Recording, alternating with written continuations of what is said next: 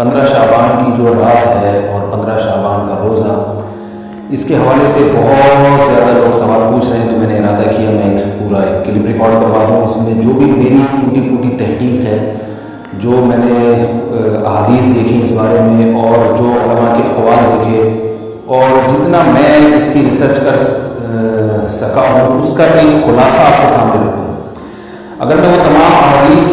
آپ کو پڑھ کے سناؤں، پھر ایک ایک کی سند پڑھوں، پھر ایک ایک کی سند پہ بحث کروں، تو وہ بات بہت ہو جائے گی لمبی اور کلپ بہت طویل ہو جائے گا۔ تو ایک خلاصے کے طور پر پوری جو تحقیق ہے وہ میں آپ کے سامنے رکھنا چاہتا ہوں۔ تو 15 شعبان کی جو رات ہے، جس کو شب برات کہا جاتا ہے، اس کا نام شب برات کسی بھی حدیث سے ثابت نہیں ہے، اس لیے عرب اس کو اکثر لیلۃ النصف من شعبان کہتے ہیں کہ شعبان کے جو نصف ہے اس کی رات۔ خیر، اس کا نام شب برات ہو، اگر اس وجہ سے برات کے اس میں اللہ تعالیٰ کہا جاتا ہے کہ جہنم سے بری کر دیتے ہیں، تو اس وجہ سے کسی نے نام دے دیا ہو تو ایک الگ بات ہے۔ لیکن اس رات میں ہوتا کیا کیا ہے، لوگ کیا کیا کر رہے ہیں، اس کی کیا شرعی حیثیت ہے، تو میں نمبر وار انشاءاللہ اس کو تفصیل سے بیان کروں گا۔ کچھ چیزیں تو ایسی ہیں جو بالکل ہی غیر ثابت ہیں، ان میں اس رات میں مٹھائی، حلوہ یا مختلف قسم کے حلوے پکا کے لوگوں میں بانٹنا، اور اس رات میں نہا دھو کے تیار ہونا یا اچھے کپڑے پہننا، ان دو چیزوں کو پہلے میں انشاءاللہ بیان کروں گا۔ دیکھیے، اسلام میں راتوں کے تہوار کا کوئی تصور نہیں ہے۔ اسلام میں جتنے بھی تہوار ہیں وہ دن کی روشنی میں ہیں۔ عید الفطر، عید الاضحیٰ، یہ ہمارے دو تہوار ہیں جس میں ہم سیلیبریٹ کرتے ہیں ایک دوسرے کو، یہ دن کی روشنی میں ہمیں بتائے گئے ہیں۔ غیر مسلموں کے تہوار رات کو ہوتے ہیں، جیسے عیسائیوں کے تہوار کرسمس آپ دیکھیں رات کو ہوتا ہے۔ تو اس کی وجہ یہ ہے کہ اسلام نے دن کی روشنی میں تہوار رکھے ہیں۔ بہت ساری حکمتیں اس میں ہو سکتی ہیں، پوری حکمتیں تو ہم نہیں جانتے، لیکن کچھ سرسری غور سے کچھ حکمتیں ہمارے سامنے آتی ہیں کہ رات کا وقت ایسی چیز ہے جو اللہ نے عبادت کے لیے بنایا یا آرام کرنے کے لیے، سونے کے لیے بنایا۔ رات میں اگر آپ سیلیبریٹ کریں گے کسی بھی عمل کو، یعنی کوئی خوشی منائیں گے، تو اس میں انسان کی گناہوں کی طرف توجہ زیادہ رہتی ہے۔ جیسے آپ دیکھیں کہ کرسمس میں شرابیں پی جاتی ہیں، اور جو بھی غیر مسلموں کے تہوار ہیں اس میں بھی چراغا ہوتا ہے رات کے وقت۔ تو جبکہ ہمارے یہاں جو عید الفطر ہے وہ دن کی روشنی میں نماز پڑھ کے اس کی ابتدا کرتے ہیں۔ تو آپ کہہ سکتے ہیں کہ شب برات کو کوئی تہوار کو نہیں مانتا، تو دیکھیں تہوار زبان سے ماننا ضروری نہیں ہے۔ آپ اپنے عمل سے جب کوئی ایسا کام کرتے ہیں جو تہواروں میں کیا جاتا ہے، تو اس کا مطلب یہ ہوا کہ آپ اس کو تہوار مان رہے ہیں، یعنی آپ اس کو ایک خوشی کا دن مان رہے ہیں۔ تو نہانا دھونا یا کھانے پکا کے لوگوں میں تقسیم کرنا یا خود کھانا، خاص طور پہ حلوہ یا میٹھا، یہ چیزیں تہوار کے موقع پر ہوتی ہیں۔ جیسے ہم عید الفطر والے دن صبح سویاں بناتے ہیں، میٹھا بناتے ہیں، کھاتے ہیں، لوگوں کو کھلاتے ہیں، نہاتے ہیں، اچھے کپڑے پہنتے ہیں۔ جمعے والے دن بھی، جمعے میں بھی عید کا عنصر ہے، حدیث میں اس کو بھی عید قرار دیا، اس دن بھی ہم نہا دھو کے کپڑے پہنتے ہیں۔ تو جو لوگ 15 شعبان کی رات کو نہاتے دھوتے ہیں، اسپیشلی اس رات کو کہ بھئی آج کوئی تہوار ہے یا آج کوئی خوشی کا دن ہے، اور مٹھائیاں کھاتے ہیں یا حلوے پکاتے ہیں، تو وہ زبان سے اس کو تہوار نہیں کہیں، اپنے عمل سے ہی بتاتے ہیں یہ تہوار ہے، جبکہ یہ تہوار نہیں ہے۔ اسلام میں کوئی اس کی ایک ضعیف روایت بھی نہیں ہے کہ آپ صلی اللہ علیہ وسلم نے، میرے علم میں نہیں ہے، کم از کم ہو سکتا ہے کوئی موجود روایت موجود ہو جس میں کوئی کہیں بھی نہیں ہے کہ آپ صلی اللہ علیہ وسلم نے اس رات کو ہمیں نہانے کا حکم دیا ہو، یا اچھے کپڑے پہننے کا حکم دیا ہو، یا کھانے پینے کا یا حلوے کھلانے کا حلوے پڑھنے کا حکم دیا ہو۔ تو اللہ کا واسطہ یہ بدعت ہے، اس کو ختم کریں اپنے معاشرے سے۔ اور اسلام میں تہوار کا ٹائم دن میں ہوتا ہے۔ عید الفطر، عید الاضحیٰ ہے جس میں ہم دن میں قربانی کرتے ہیں اور کھاتے ہیں، پیتے ہیں، نہاتے ہیں، دھوتے ہیں۔ راتوں کی یہ کام نہیں ہے، رات کو آپ سوئیں یا عبادت کریں۔ تو ایک چیز تو یہ تھی جو میں بتانا چاہ رہا تھا۔ دوسری چیز، اس رات کو قبرستان جانا۔ دیکھیے اس بارے میں حدیث پیش کی جاتی ہے، مشہور حدیث ہے، لوگ سنتے رہتے ہیں کہ نبی صلی اللہ علیہ وسلم رات کو اٹھے اور حضرت امی عائشہ رضی اللہ تعالیٰ عنہا بھی آپ کے پیچھے چلی گئی، اور آپ صلی اللہ علیہ وسلم جنت البقیع میں مغفرت کی دعا مانگ کے تشریف لے آئے واپس۔ تو یہ حدیث انتہائی درجے کی ضعیف حدیث ہے، اور ایک تو ضعیف حدیث ہے، دوسری بات یہ کہ اگر ہم تھوڑی دیر کے لیے فرض کر لیں یہ صحیح حدیث ہے اور ہم کہتے ہیں کہ بھائی نبی صلی اللہ علیہ وسلم نے یہ عمل کیا ہے، تو صحابہ میں سے کسی سے ضعیف حدیث سے بھی ثابت نہیں ہے کہ کوئی اس رات قبرستان گئے ہوں۔ حضرت ابو بکر کے بارے میں کوئی روایت نہیں ملتی کہ اس رات قبرستان گئے ہوں، حضرت عمر کے بارے میں کوئی روایت نہیں ملتی، یہ کسی ایک صحابی کے بارے میں نہیں۔ تو آپ مجھے بتائیں کہ یہ کیسی سنت ہے کہ جو صحابہ کی سمجھ میں نہیں آئی اور ہماری سمجھ میں آ رہی ہے. تو مشرکین مکہ یہ کہا کرتے تھے لو کان خیرا ما سبقونا الیہ، قرآن مجید کی آیت ہے کہ اگر یہ اسلام میں کوئی خیر ہوتی تو یہ صحابہ ہم سے پہلے نہ کرتے. یہ صحابہ نے ہم سے پہل کیا، اس کا مطلب یہ اسلام خیر کا کام نہیں ہے. تو مشرکین کو صحابہ سے چونکہ نفرت تھی اس لیے کہتے تھے کہ یہ چونکہ اسلام کو فالو کر رہے ہیں تو یہ اس کی علامت ہے کہ اسلام خیر نہیں ہے، کیونکہ خیر تو ہم صحابہ سے آگے ہوتے ہیں. اپنے بارے میں اس خوش فہمی میں مبتلا تھا. لیکن ہماری رائے کیا ہے؟ ہم یہ کہتے ہیں کہ لو کان خیرا لسبقونا الیہ. وہ کہتے تھے لا سبقونا، ہم کہتے ہیں لسبقونا، کہ اگر کوئی بھی خیر کا کام ہے تو صحابہ ہم سے ضرور اس میں پہل کریں گے. یہ ہو نہیں سکتا کہ خیر کا کام ہم کریں اور صحابہ نے نہ کیا. تو اسی طرح میں عرض کرتا ہوں کہ دیکھیں اگر قبرستان جانا اس رات میں سنت عمل ہوتا تو صحابہ یقیناً جایا کرتے. کوئی ایک صحابہ کو گیا ہو یہ کیسی بات ہے، تو صحابہ کی سمجھ میں نہیں آئی اور ہماری سمجھ میں آئی اور ہم قبرستان جا رہے ہیں اس رات کو. چلے اگلا اسٹیپ تھوڑی دیر کے لیے فرض کر لیتے ہیں کہ نبی صلی اللہ علیہ وسلم جو ایک رات قبرستان گئے، فرض کر لیں وہ حدیث بھی صحیح ہے. یہ بھی فرض کر لیں کہ صحابہ جب چلے گئے اگر ہم صحابہ سے بھی زیادہ آگے نکلنے کی کوشش کرتے ہیں اور صحابہ کو سمجھ میں نہیں آیا ہمیں سمجھ میں آ گیا، تو چلیں فرض کر لیں تھوڑی دیر کے لیے کہ اس رات کو جانا ہم سنت مان لیتے ہیں، آپ کے دلائل میں مان لیتے ہیں اور صحابہ کو سمجھ میں نہیں آیا لیکن ہماری سمجھ میں زیادہ آ رہا ہے. فرض کر لیتے ہیں، مان لیتے ہیں کہ اس رات قبرستان جانا سنت ہے. تو آپ مجھے بتائیں نبی نے جو عمل جس طرح سے کیا ہو اس طرح سے سنت ہوگا یا آپ اپنی طرف سے جس کو پشتوں میں کہتے ہیں افضل طریقے سے کرنا سنت ہے؟ نبی نے فجر کی 2 رکعتیں پڑھی اور ہر رکعت میں 2 سجدے کیے. آپ اگر فجر کی 3 رکعتیں پڑھیں گے تو کیا نماز ہو جائے گی آپ کی؟ اب آپ دلیل میں یہ کہیں کہ نبی نے فجر کی نماز پڑھی ہے تو مجھ پر بھی لازم ہے. تو بھائی نبی نے پڑھی ہے، جیسے نبی کے پڑھنے سے آپ پر پڑھنا لازم ہو گیا تو جس طرح سے پڑھی ہے اسی طرح پڑھنا لازم ہوگا، افضل طریقے سے پڑھنا لازم نہیں ہوگا. تو اسی طرح یاد رکھیں فرض کر لیں کہ نبی قبرستان گئے ہیں اور یہ قبرستان جانا سنت ہے تو نبی کس طرح گئے ہیں، کتنی دفعہ گئے؟ نبی رات کو چپکے سے اٹھ کے گئے ہیں، کوئی کسی کو آپ نے جمع نہیں کیا، کسی کو بتایا تک نہیں، جو اس حدیث سے پتہ چل رہا ہے. اگرچہ یہ صحیح حدیث ہے لیکن فرض کر لیں یہ صحیح ہے تو کہیں پتہ بھی نہیں چل رہا، چپکے سے قبرستان گئے اور چپکے سے واپس آئے اور پوری زندگی میں ایک دفعہ ہے. جبکہ ہمارے یہاں ہر سال قبرستان میں لوگ جا رہے ہیں، جبکہ شب برات آتے لوگ قبرستان جاتے ہیں ہر سال. نبی ایک دفعہ گئے اور آپ ہر سال جا رہے ہیں. نمبر 2 جاتے جتھوں میں شکل میں، نبی تو چپکے سے گئے تو آپ کو جوڑنے والے ذرا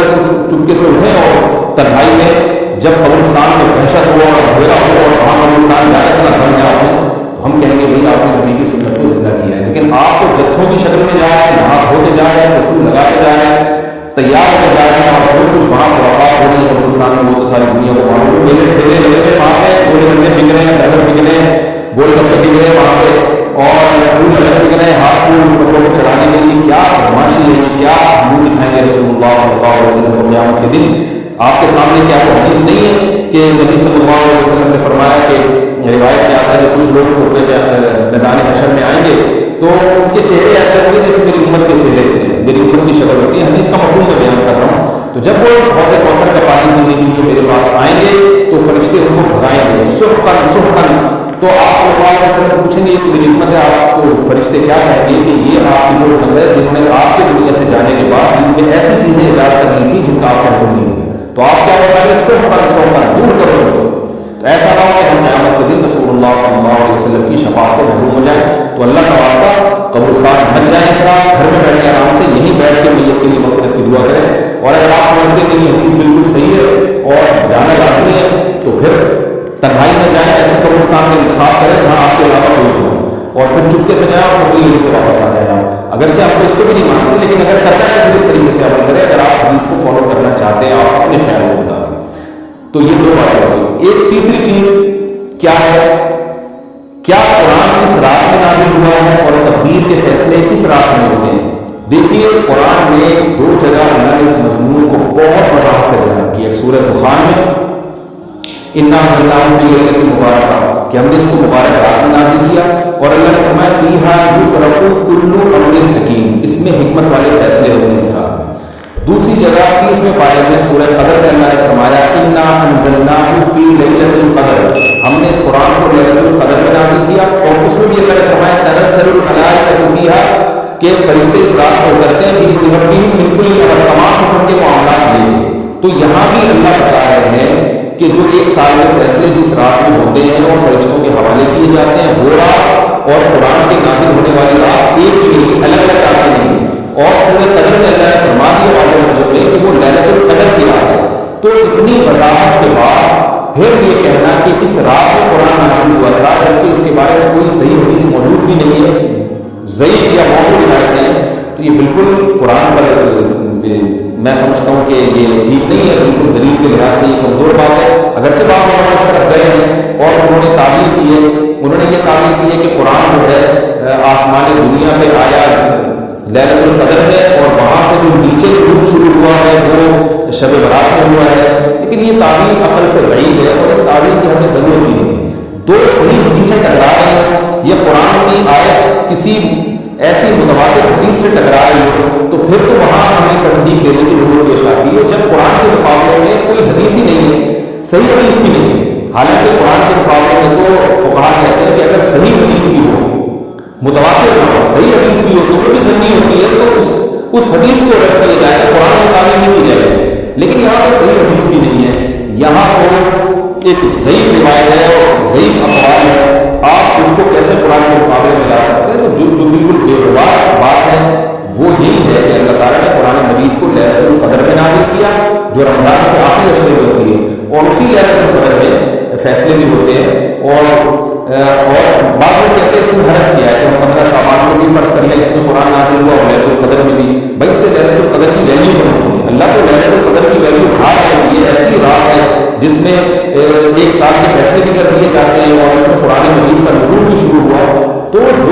جس رات کو اللہ نے جو پروٹوکول دیا ہے وہی پروٹوکول اس کو دینا چاہیے، آپ اس کو کسی اور رات میں کر دیں پروٹوکول۔ تو یہ تیسرا مسئلہ ہوا۔ پہلا مسئلہ ہونے ماننے کا اور نہانے دھونے کا، وہ بھی غلط ہے۔ دوسرا مسئلہ قبرستان جانے کا، وہ بھی ٹھیک نہیں ہے۔ تیسرا مسئلہ کہ اس رات میں قرآن نازل ہوا اور فیصلے ہوتے ہیں، یہ تیسری بات بھی غلط ہے، نہ تو اس رات میں قرآن نازل ہوا اور نہ اس رات میں فیصلے ہوتے ہیں۔ چوتھی چیز کہ کیا اس رات میں عبادت کی کوئی فضیلت ہے اس طرح سے یا نہیں، یہ ایک علمی مسئلہ ہے۔ تو اس بارے میں خوب اچھی طرح سمجھ لیں کہ اس بارے میں جتنی بھی احادیث ہیں جو اس رات کی فضیلت کے بارے میں، کہ بنو کل کی بکریوں کے برابر مغفرت ہوتی ہے اور بکریوں کے بالوں کے برابر، اور یہ جو بھی اس بارے میں روایات ہیں سب کی بخشش ہو جاتی ہے سوائے اس شخص کے جو کسی کے دل میں کینہ رہتا ہے، تو جتنی اس رات کی فضیلت میں احادیث ہیں تو ایک بات خوب اچھی طرح سمجھ لیں، اس پر تمام محدثین کا، جہاں تک میں نے دیکھا ہے، تمام محدثین کا اتفاق ہے کہ اس کی فضیلت میں صحیح حدیث ایک بھی نہیں ہے، اس رات کی فضیلت میں ایک بھی صحیح حدیث موجود نہیں ہے، لیکن ضعیف روایتیں اتنی کثرت سے ہیں کہ ایک الگ محدثین کا اصول ہے کہ جب ضعیف روایتیں کی سندیں زیادہ ہو جائیں تو وہ حسن بن جاتی ہے، یعنی قابل قبول ہو جاتی ہے، کیونکہ بہت ساری کمزور چیزیں مل کے اس میں کچھ قوت پیدا کر دیتی ہیں۔ تو اب جن علماء نے احادیث کے ضعف کی طرف دیکھا کہ ایک بھی صحیح روایت نہیں ہے، انہوں نے اس رات کا بالکل یہ انکار کر دیا کہ اس رات کی سرے سے کوئی فضیلت نہیں ہے، لیکن جن علماء نے اصول حدیث کی طرف دیکھا اور فقہ کے اصول کی طرف دیکھا کہ کثرت روایات درجہ حسن تک پہنچ جاتی ہیں صحیح روایات، تو انہوں نے کہا کہ بالکل اس رات کی فضیلت کا انکار ہی سرے سے کر دینا یہ غلط ہے۔ تو جمہور اس طرف گئے ہیں کہ اس رات کی فضیلت کا بالکل یہ انکار کر دینا، یا اس کی عبادت کی فضیلت کا بالکل یہ انکار کر دینا یہ ٹھیک نہیں ہے، لیکن کچھ علماء، وہ بھی بڑے محقق علماء ہیں، وہ اس طرف گئے ہیں کہ اس رات کی سرے سے کوئی فضیلت اسلام میں ہے ہی نہیں۔ اب میں دونوں طرف کے علماء کا کچھ تھوڑا سا تجزیہ پیش کرتا ہوں۔ تو جو علماء یہ کہتے ہیں کہ اس رات کی فضیلت ہے اور فضیلت میں کثرت سے روایات ہیں اور اس میں بڑے بڑے علماء داخل ہیں، امام شافعی رحمہ اللہ تعالیٰ جیسے مجتہد بھی ہیں جو اس رات کی فضیلت کے قائل ہیں، باقی ائمہ سے مجھے جو ہے نا امام ابو حنیفہ سے کچھ نہیں ملا اس رات کی فضیلت کے بارے میں، اور امام احمد بن حنبل سے بھی مختلف روایات ملی ہیں، اس لیے میں جزم سے کسی اور امام کے بارے میں نہیں کہہ سکتا، لیکن امام شافعی سے بہرحال اس کی فضیلت صراحتاً منقول ہے، اگرچہ انہوں نے بھی اعتراف کیا ہے کہ اس کی روایات کے بارے میں جتنی اس بارے میں روایات ہیں وہ صحیح ہیں، لیکن وہ یہ اصول ہے کہ جب ضعیف روایات بہت کثرت سے ہوتی ہیں تو درجہ حسن تک پہنچ جاتی ہیں۔ تو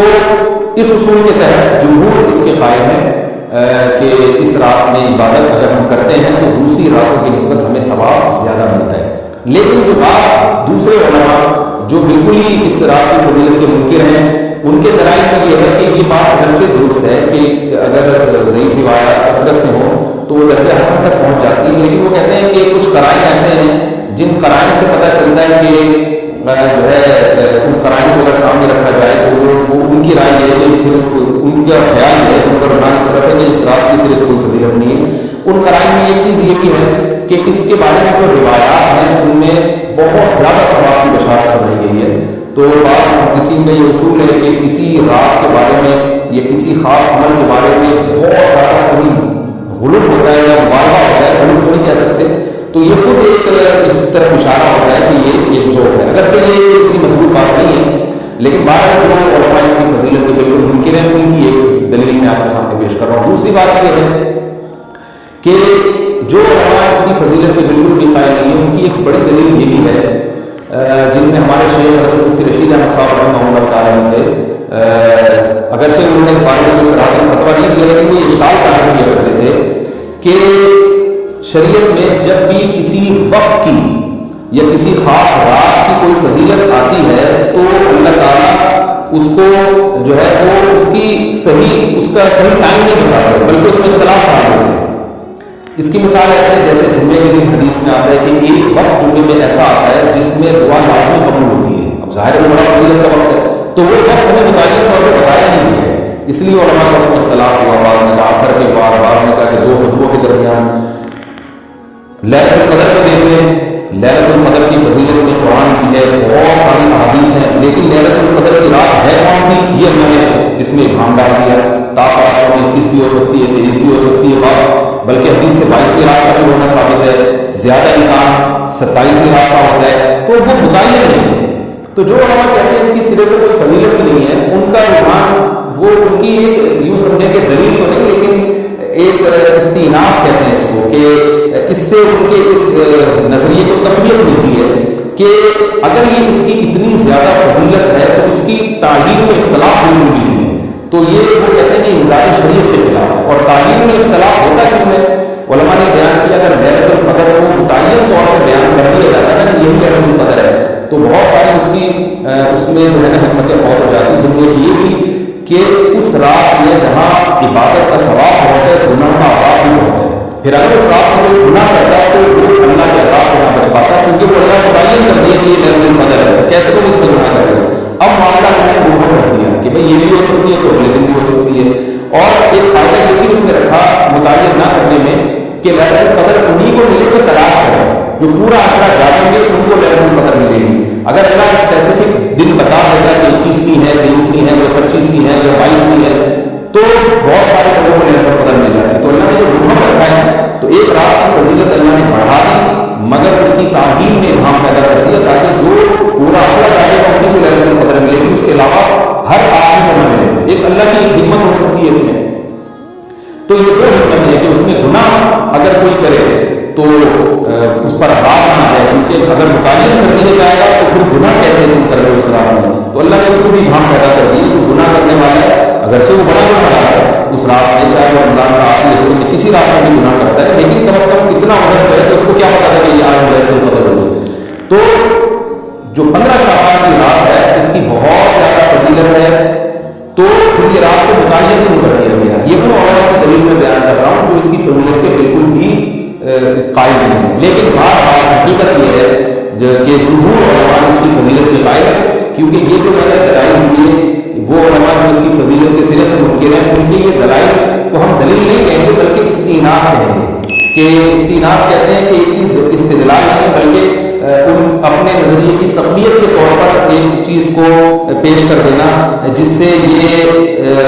لگتا ہو کہ واقعی یہ صحیح ہے. اس کو استیناس کہتے ہیں. میں تو آسان لفظوں میں سمجھانے کی کوشش کر رہا ہوں. اور ایک استدلال کہتے ہیں کہ ایک ریسرچ کو، ایک پوری تحقیق کو. تو جمہور کا مذہب ایک اصول پر مبنی ہے کہ بھئی اتنی ساری روایات ہیں اور ضعیف ہیں ان میں، ٹھیک ہے کچھ موضوع بھی ہیں لیکن بہت ساری ایسی جو موضوع بھی نہیں ہے. تو ضعیف روایات ہیں جب اتنی کثرت سے ہیں اور اس میں ہے بھی عبادت کا تذکرہ تو عبادت کرنے میں کوئی حرج بھی نہیں ہے. تو لہٰذا انہوں نے اس کو جو ہے نا اس کو دلیل بنایا ہے اور اصول کے لحاظ سے یہ بات درست ہے. تو اس اصول کو اگر کوئی فالو کرنا چاہے تو اسراف کی عبادت اس کے لیے بالکل ٹھیک ہے، اور اللہ کی رحمت سے امید ہے کہ اس میں اس کو ثواب زیادہ ملے گا۔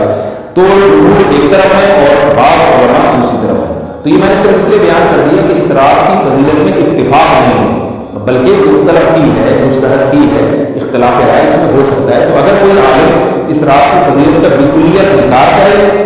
اور ان علماء کا بھی احترام کرے تو اسراف کی فضیلت کے قائل ہیں، تو پھر اس عالم پر رد کرنے کا حق نہیں ہے۔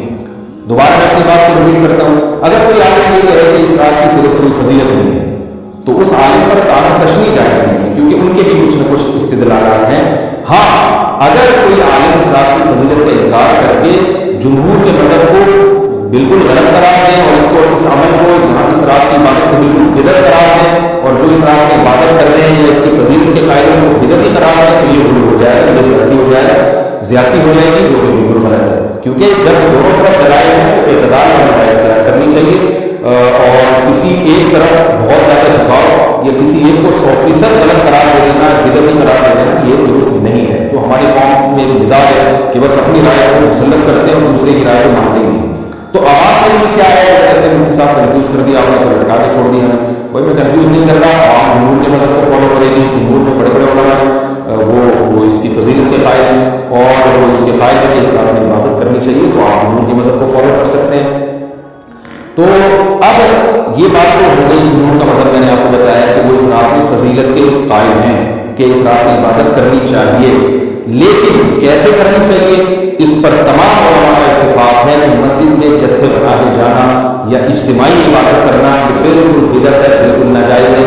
اسی طرح کوئی مخصوص قسم کی نماز پڑھنا کہ پہلی رکعت میں یہ والی صورت، تو دوسری میں یہ والی صورت، تو تیسری میں یہ والی صورت، یہ بالکل بدعت ہے۔ صلاۃ التسبیح کی جماعتیں بدعت ہیں۔ تو ایک ہی راستہ ہے آپ کے پاس، آپ عبادت کرنا چاہتے ہیں تو انفرادی طور پر ایسے عبادت کریں جیسے عام دنوں میں آپ عبادت کرتے ہیں، ویسے ہی نماز پڑھیں جیسے عام دنوں میں نماز پڑھتے ہیں۔ کوئی مخصوص صورتیں، مخصوص رکعتیں نہیں ہیں، جتنی اللہ توفیق دے تنہائی میں آپ 2 رکعتیں، تہجد کی 4 رکعتیں، 6 رکعتیں، 8 رکعتیں، 16 رکعتیں، جتنی اللہ توفیق دے آپ رات کو کھڑے ہو کر انفرادی نماز پڑھیں، دعائیں مانگیں اللہ تعالیٰ سے، قرآن کی تلاوت کریں، تسبیحات کریں،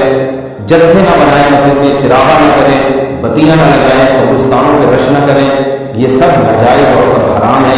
گناہ ہے، اس کا اسلام میں کوئی تصور نہیں۔ کرنا ہے تو صرف ایک کام آپ کر سکتے ہیں کہ صرف عبادت کریں، اور اللہ کی رحمت سے امید کی جا سکتی ہے کہ اللہ تعالیٰ اس رات میں آپ کو عبادت کا دوسری راتوں کی نسبت ثواب عطا فرمائے گا۔ کیونکہ آپ اگر جمہور علماء کو فالو کر رہے ہیں تو ہمیں یعنی جن کے پاس علم نہیں ہے ان کو علماء ہی کو فالو کرنے کا اللہ نے حکم دیا، تو آپ جمہور علماء کی رائے پر عمل کرتے ہوئے اگر عبادت کرنا چاہیں تو اللہ کی رحمت سے امید ہے کہ انشاءاللہ آپ کو ثواب ملے گا۔ لیکن عبادت کا کوئی مخصوص طریقہ ہرگز نہیں ہے۔ آپ پمفلیٹ پڑھ رہے ہوتے ہیں کہ یہ والی صورت پڑھنے سے یہ ہو جائے گا، تو یہ والی صورت پڑھنے سے یہ ہو جائے گا، یہ بالکل غلط ہے۔ تو انفرادی عبادت ہوگی اور ایسے ہی عبادت کا طریقہ ہوگا جیسے پورے سال ہوتا ہے، نماز اسی طرح پڑھی جائے گی جیسے پورے سال پڑھی جاتی ہے، دعائیں مانگی جائیں گی، اپنے طور پر اجتماعی سطح پہ کوئی عمل نہ کیا جائے۔ اللہ تعالیٰ سے دعا ہے کہ اللہ تعالیٰ ہمیں سمجھ